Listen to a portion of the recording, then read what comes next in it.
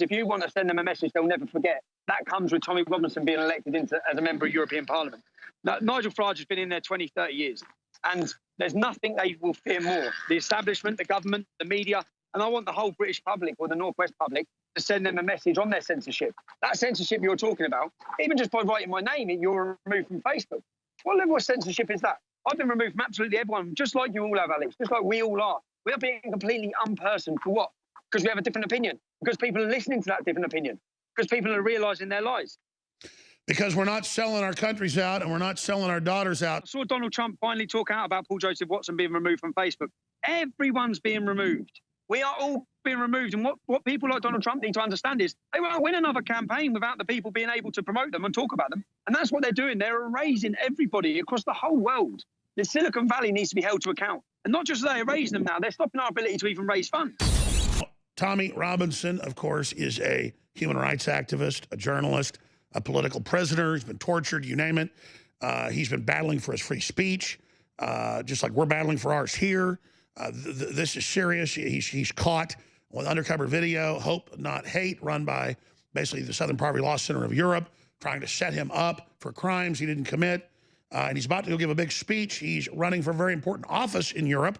He'll tell you about that as well, but I wanted to get just his update as he's there on the street about where he is, what he's doing today, and what he thinks of Trump signaling he's preparing to basically declare martial law to secure the borders. The crisis is so bad here now, just like Europe, Tommy. How are you, Alex? You all right? Thank you for joining us. So give us the latest in Europe, the latest happening to you. You're leading in some polls, running for office. Tell us about that. So I'm standing as a member of European Parliament for the northwest of England. Since I started my campaign, I've been physically assaulted multiple times in front of the police. The police have refused to make any arrests. You can see the video footage of it. There's footage of me having a milkshake thrown over my head. Once I had the milkshake thrown over my head, the police actually dropped the Muslim man that done it at the train station. Again, no arrests have been made. I've now, as you know, as we all know, we've been removed from all social media. So my ability to fight a fair election has gone. We then set up Twitter handles under the campaign name, nothing to do with me. They've been deleted. And then yesterday, Stripe deleted our account. Stripe, the company that processed payments for your credit card. Now, everyone knows you can't win an election without funding, without support. Now, we're already behind everyone. We don't have the same advantages as everyone because we don't have social media. We can't reach or speak to the public. So we're already fighting a different battle. But now they've removed our ability to even raise funds. They removed it yesterday, and then we got a lawyer to contact them to say they are meddling in an election process, and they've reinstated it for 14 days. But in 14 days, I'll be removed from Stripe as well, just like all the other platforms, having committed no crime, having promoted no hate, just for speaking the facts and embarrassing the government, embarrassing the establishment. But our election over here is on the 23rd of May, and I hope it goes like a lightning bolt into the heart of that establishment when I win. We're seeing really exciting things. There's the Brexit movement. There's obviously, UKIP, and then you've got all these other populist movements. Some polls show the populist movements winning half the seats in this election in the European Parliament. What numbers are you seeing? Yeah, I think the Brexit Party will clean up in this election. I wish it was UKIP cleaning up, not the Brexit Party, because I think that the Brexit Party are more of the same. When the Brexit Party started, which is Nigel Farage's party, 3 of them formed it. The lady had to resign because she retweeted me. So that's like Nigel Farage forced her to resign. The second man was fired as well for making unpolitically correct comments. Then the AM that you just showed there, he supported me. Nigel Farage has got rid of him. So yeah, Nigel Farage is brilliant on Europe, but when it comes to speaking about real issues that affect us in our towns and cities, when it comes to issues about being honest about Islam and problems that it causes, Nigel Farage is a coward like the rest. Well, we know what happens. I mean, they ran BBC TV pieces last week and Guardian articles saying Nigel Farage is a Nazi because he went on Alex Jones' The Nazi Show. Well, that's defamation. But I agree. I like Nigel. He helped found UKIP's, done some great things. But more and more, he's giving in to their lies. Everyone knows we're not Nazis. Everyone knows he's not a Nazi. But regardless, the fact that his new populist party is exploding in 1 year to the #1 position has got to scare the living hell out of the establishment. Yeah, I think it will, but he has resorted to the same labelling that's been thrown at him. He's been called a racist. We know he's not. He's been called a racist and extremist. He's then resorted to calling everyone else racist and extremist and trying to distance himself to make himself look like the moderate, clean character. He has thrown everyone else under the bus. He called all of my supporters, he said, were tattooed thugs, which is just not true. And he knows it's not true. So it's sad to watch someone like him resort to political correctness. Well, sure, and that's kind of an elitist statement because most of the military, especially I know in the UK and in Europe, has tattoos. So are we saying the military's bad? No, all that is classism. Nigel's classism. Nigel has never been into a working class estate in Britain in his life. He's not one of us, okay? He's just another city toff, another rich multimillionaire from a privately educated. He is part of the establishment problem that we need to cure. He's part of it. Now, yeah, he's great on Europe. And in fact, he held a pint of beer, which was to fool most of our people to thinking he's one of us. But in the last 12 months, we've seen his classism show himself. Obviously, in America, you don't have the classist issues that we have, but we do. And Nigel views us the same way they all view us. And that's become apparent. That's not to take away the amazing. He's dedicated 30 years of his life to fighting the dictatorship. Well, exactly. I don't want to regress. I'm going to talk about you, but look front and center. It's on Infowars.com. It's on Newswars.com. As you said, they're fighting to shut us all down together. That's why people, word of mouth, support, prayer, letters, whatever is not just needed. It's essential. But the beautiful, wonderful, black Candace Owens, Facebook suspends Candace Owens for saying liberal policies incentivize fatherless homes. And she went on to say that the real plantation is Democrats breaking up black families. They've now banned her for that. I mean, now a black woman can't say what's historically true. It's out of control what big tech is doing. They are election meddling everywhere, Tommy. If someone put their vote form on the other day where they ticked Tommy Robinson and they shared it, it got removed for going against their policies, just for showing that they were supporting me in this election. Now, in this election, what I've tried to do is I've gone into some of the wards here where 82% of people don't vote. I've gone to the working class council estates of the Northwest. And I'm trying to tell them 22 million people didn't vote in our last general election. They don't fear us. Until we get up, until we organise our communities and ourselves and the people from our backgrounds as a weapon to be used in politics against them, until we do that, they don't care. We've been betrayed at every level. You've all seen the betrayal of our country, the betrayal of free speech, the betrayal of our daughters in every town and city in this country. And then the final betrayal of all, democracy. They're betraying the democratic will of the people. Now, what I'm standing and I'm telling people is if you want to send them a message they'll never forget, that comes with Tommy Robinson being elected as a member of European Parliament. Now, Nigel Farage has been in there 20, 30 years, and there's nothing they will fear more. The establishment, the government, the media, and I want the whole British public or the Northwest public to send them a message on their censorship. That censorship you're talking about, even just by writing my name, you're removed from Facebook. What level of censorship is that? I've been removed from absolutely everyone, just like you all have, Alex, just like we all are. We are being completely unpersoned for what? Because we have a different opinion. Because people are listening to that different opinion. Because people are realising their lies.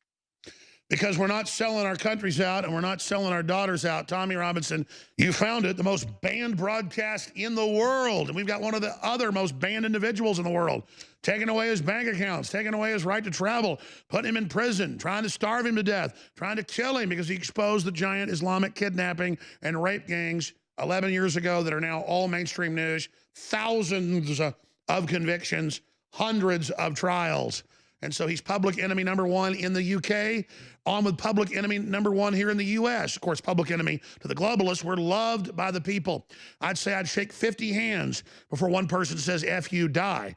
But the left is in control of the governments. He's running for EU Parliament. And again, he's Tommy Robinson. He's in Fleetwood in northern England. So much happening, so much unfolding. Tommy, you've got a lot of websites, a lot of places. Sure, you're kicked off the internet pretty much, but how do people find you online? So we're on tr.news is my website. But then we've just been removed. Stripe have just removed any funding to support us. But they've left us with 14 days. So we've only got 14 days where we can receive funds on votetommy.co.uk. And that's for the campaign we're running. But we still have the tr.news, but they're only up for 14 days. So in 14 days, Stripe have pretty much said we'll be removed from processing payments, which is insane because I broke none of their rules. I broke nothing. This is just, again, more censorship. The only thing I'm satisfied at is that the public can watch all of this. I've been tried again, Alex. I don't know if you saw that. On the 4th of July, yes. I was in the Old Bailey 2 days. was in the Old Bailey 2 days ago. My charges now. So originally they told the whole world that I jeopardised the court trial and I jeopardised the case. Then now for these Muslim paedophiles, 30 men were convicted for the rape of nearly 100 children. Now one of these paedophiles has appealed his conviction. And when he went before the High Court judge on the 21st of November, the High Court judge said he's watched the entirety of my video and nothing I said could have prejudiced the jury. So then because of that, they've now changed their charges. They sat on these charges for 5 months. A week after I published Panodrama, the documentary which exposed the BBC trying to set me up, a week after that, the Attorney General, the British government, Theresa May's government, then laid more charges. So I'm now facing a court trial, and my charge is that I caused those Muslim paedophiles anxiety because I stood outside court and I put a camera up to them and I asked them how they felt about their verdict. And the actual wording from the court is that they must be free to walk into court without fear of molestation.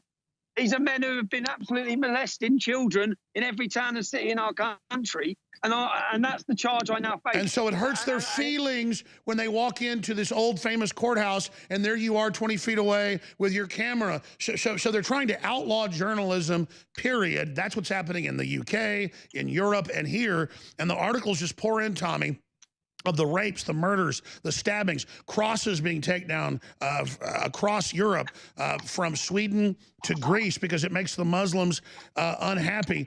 Europe's talking about having a boiling over right now. You've been all over Europe, all over the UK. What is the feeling of the world right now under this UN invasion?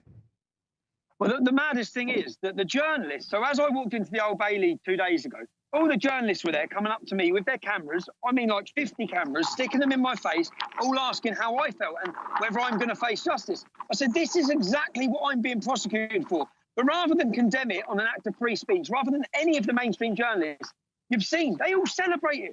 They all celebrate the fact I've been removed. They celebrate the fact we get violently attacked. They celebrate the censorship. Like it's not going to happen to them. They all celebrate it. There's not one journalist in this country that has spoke up for the invasion or the attacks on free speech that we're currently witnessing. Now, the only great thing is, just like Donald Trump's campaign, the establishment are against us, the media are against us, the entire political class is against us. But every town and city I go into, the people are with us. So if I can turn people support into votes, the biggest problem we've got is 22 million people didn't vote in the last general election. More people didn't vote than voted for Brexit. The turnout was only 37%. Now, people are so disillusioned with those traitors in Parliament, so disillusioned that they don't vote. My biggest task is getting those people to vote. And I've had so many people saying, I've never voted before, I'm voting for you. If I can turn those non-voters into votes, well, they are going to absolutely fear me like nothing else before, which will be such a momentous moment. No, I totally agree, Tommy. Tommy Robinson's our guest. Truly a modern treasure. A modern Paul Revere. Let's back up here to what you just said, because I follow the local news. You're found in contempt a few days ago for saying months and months and months ago before you got thrown in prison the first time for no reason, because you were outside a courthouse on a street with people that later got convicted of pedophilia that you'd first exposed, and now they're busting them all over the country. The very same media then runs up to you, puts cameras in your faces. They don't get arrested for molesting a poor innocent person. They're press. This just shows how crazy this is. So on the 4th of July, that's my trial day. And I keep saying it's not me that's on trial. It's the British judicial system.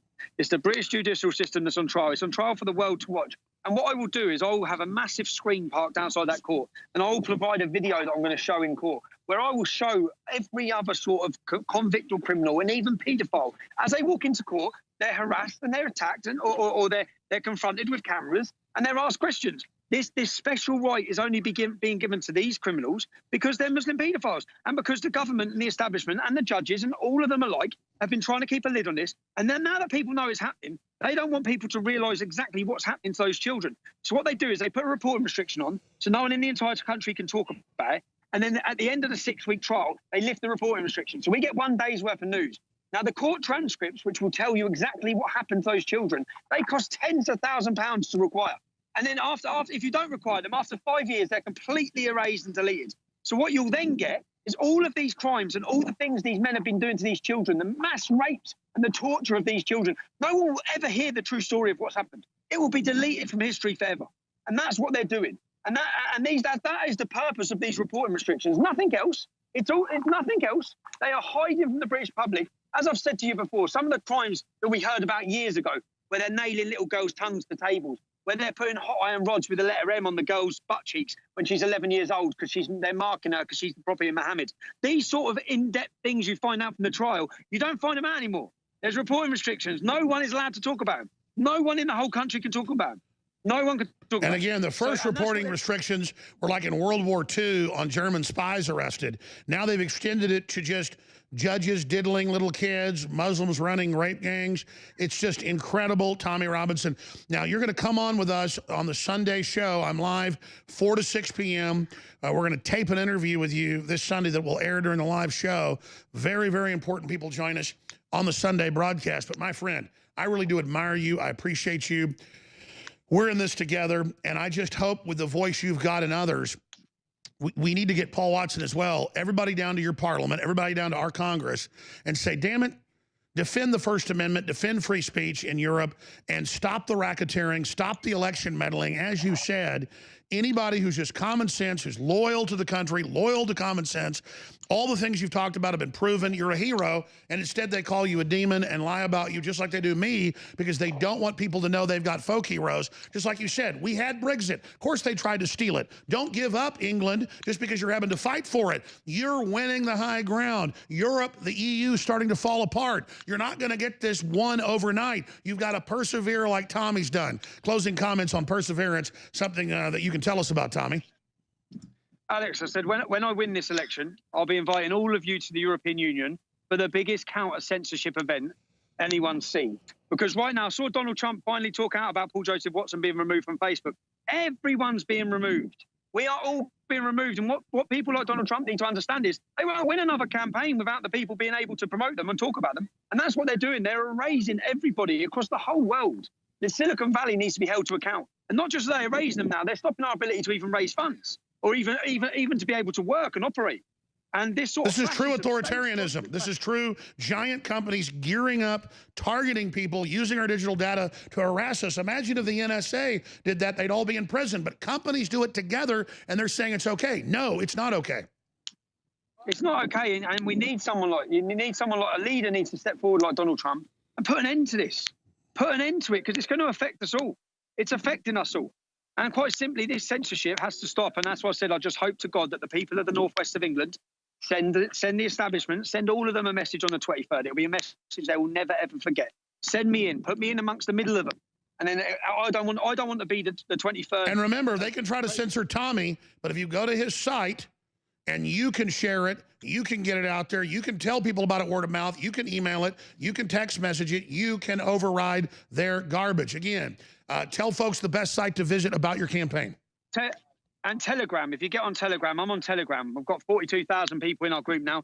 But I don't want the 23rd of September to be about a protest vote. I want it to be the start of an uprising over here. So we're going to win. All right, Tommy, we'll talk to you again. We'll talk to you again. We'll talk to you again on Sunday, and be safe, my friend. Thank you, man.